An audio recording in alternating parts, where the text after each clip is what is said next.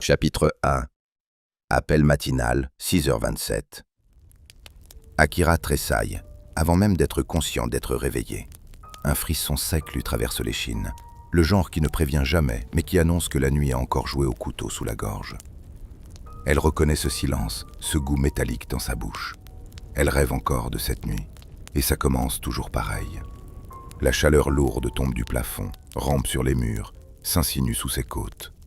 Dans le rêve, elle rapetisse. 8 ans, pas un de plus. Son souffle devient fragile, presque en porcelaine. Le salon de son enfance se referme autour d'elle. Les murs se remontent comme un décor de théâtre malade. Le tapis, la cheminée, les cadres familiaux qui sourient d'un sourire qu'elle ne voit plus que dans ses cauchemars. Le foyer crépite, ce son sec, régulier, planté dans sa mémoire comme un clou qu'elle n'a jamais pu retirer. Sa mère est accroupie devant la cheminée. La silhouette, la posture. Entre ses doigts tremble le papier froissé qu'Akira n'a jamais pu lire. Elle hésite. Puis, comme chaque nuit, elle tend la main. Le papier prend feu, se recroqueville. Un filet de fumée bleuâtre monte. La gorge d'Akira se serre. Elle veut parler, mais sa voix n'existe plus. L'ombre apparaît, son père, grand, immobile. Les yeux gris, vides comme un puits sans fond. Dans sa main, le tisonnier brûlant pulse encore de chaleur.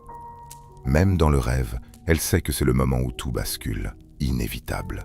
Ses jambes se paralysent, toujours à cet instant, toujours ce piège. Sa mère tourne légèrement la tête vers elle. Son sourire est doux, trop doux, fatigué. Un sourire qui ne dure jamais. Le coup part. Le tisonnier traverse son dos dans un son sec, violent. Son corps s'effondre sans bruit. Les flammes lèchent sa silhouette au sol, comme si elle tentait de la retenir. Akira recule, 1 fois, 2 fois. Les yeux de son père glissent vers elle. La voix tombe, froide, précise, tranchante. « Viens ici, sale petite garce. » Le tisonnier goûte encore lorsqu'il arrache la tige en métal du corps inerte. Il avance.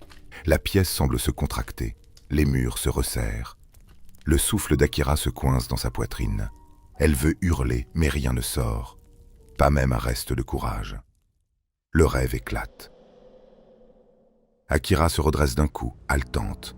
Sa gorge brûle comme si elle avait respiré de la fumée. La sueur glacée colle ses cheveux à ses tempes. Ses mains tremblent. Autour d'elle, la chambre reprend forme, froide, d'abord floue, puis trop réelle. Un contraste brutal avec la fumée fantôme qui s'accroche encore à son nez. Un filet d'air frais entre par la porte-fenêtre entr'ouverte, rappel simple et brutal que le monde existe encore et qu'il n'a aucune intention d'être doux. Elle cligne des yeux, respire profondément et laisse le froid lui piquer la peau. Elle check l'heure, 06:27. Bien sûr, toujours cette foutue heure. Comme si elle avait besoin d'un rappel précis de sa misère quotidienne.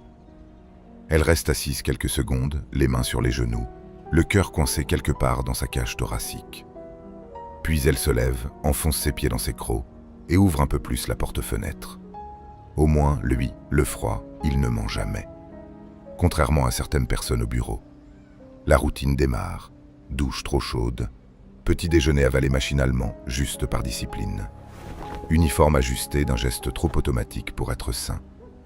Tout est calculé pour repousser le reste, pour ne pas penser, pour tenir debout. Ou du moins donner l'impression. Quelques minutes plus tard, elle est sur son balcon, une cigarette coincée entre ses lèvres. Le quartier se réveille à moitié, tirant des filets de lumière blafarde entre les immeubles gris. En bas, une vieille dame promène son Shiba avec la tranquillité insolente de ceux qui ont gagné la bataille du matin sans lever la voix.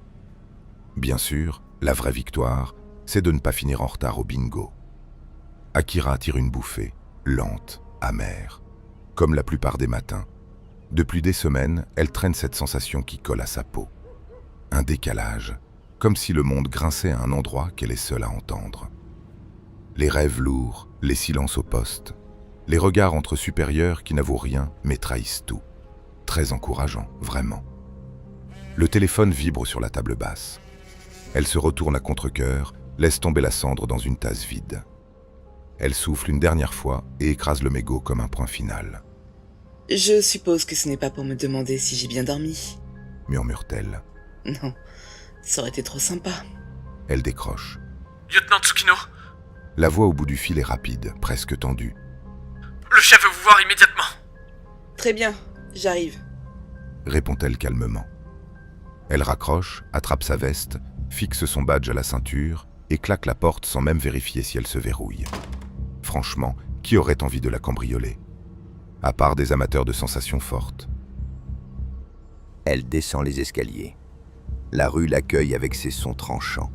Le cliquetis des pas sur le trottoir, le vrombissement des voitures, le cri lointain d'un jeune homme. Tout semble plus net, plus aigu, comme si la ville insistait pour lui rappeler que la réalité l'attend et que ses fantômes personnels n'ont aucun droit sur sa journée. Et pourtant, malgré la lumière du matin et le rythme familier de Toyokura, quelque chose d'inattendu l'attend déjà au commissariat.